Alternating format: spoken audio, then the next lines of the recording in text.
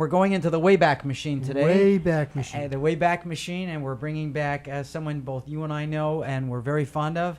A great entrepreneur, a serial entrepreneur into a new venture, Tug Yourgrau of YMG LLC. Hi, Yep. Tug. Nice to see you, Jeffrey, Peter, too.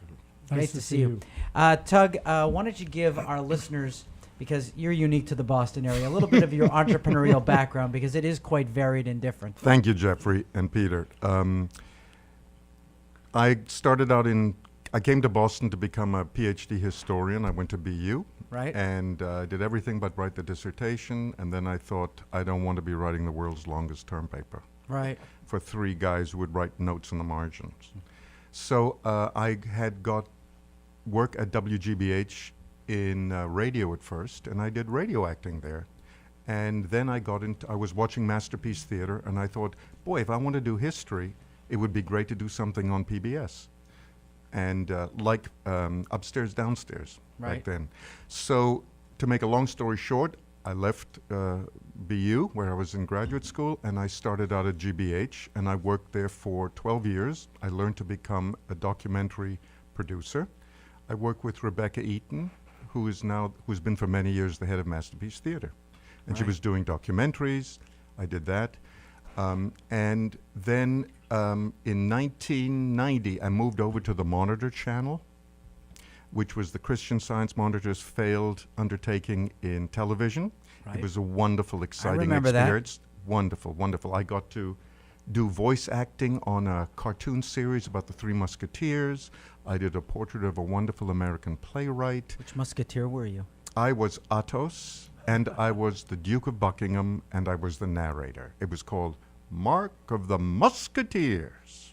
My good friend Joel Oliker, I had worked with at WGBH. We know well. We know him well indeed. And Joel and I formed a partnership. He came up with the name Powder House Productions because he was living in Somerville, and it's the Powder House Memorial. Right. Even though we were in Davis Square, the Brooklyn of Boston area, it turns out. And we started out, we were going to be two guys who made incredibly powerful, moving documentaries. Right. And then when you do that, your income looks like a little walk in the plains, a fall into a deep crevasse, a little walk on the plains, a fall into a deep crevasse. And both of us had kids, and we wanted to live nicely. So we began to look to what the market was doing, which was cable TV series. And we did first science series, and we were very serious guys. We were known as being too smart for our own good, too smart for a general audience. That's changed. So over 20 years, we built our little pop and pop shop into the biggest producer of series and programming for the national cable channels in New England. So tell us a little bit about the new business that you're in. Well, I'm focusing right now on developing the voiceover side. There's a wonderful producer in town named Ren Ross. I'll give her a shout out. She makes demo reels, because you can do stuff out of your house now as well as in narration booths. Right. So it's become like so much on the desktop. So there's a whole world out there, audiobooks, TV commercials, narrations, telephone answering services, PSAs, where people get paid to use their voice. Right. And I was a debate champion, and do you remember a book called The Education of Hyman Kaplan by Leo Rosten? Yes, I actually think I do. I won the Colorado State Speech League Humorous Literature Championship reading selections from it. Now, you're also doing your own production, correct? Yeah, this is of special interest to me. I was approached by one of the State Senator Michael Rodrigues, who's from Fall River, where a lot of Azorians live, Fall River, New Bedford. It turns out that the oldest synagogue in Portugal that was built first after the Inquisition ended is in the Azores.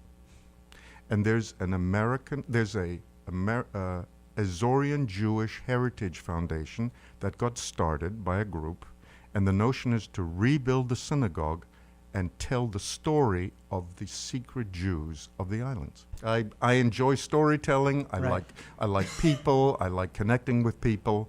And I like doing things that I feel passionate about. And you can't always run it, you got to go to what the market wants, not find the niche in the market where you can do exactly what you want if you have a lot of other people whose livelihood depends on you.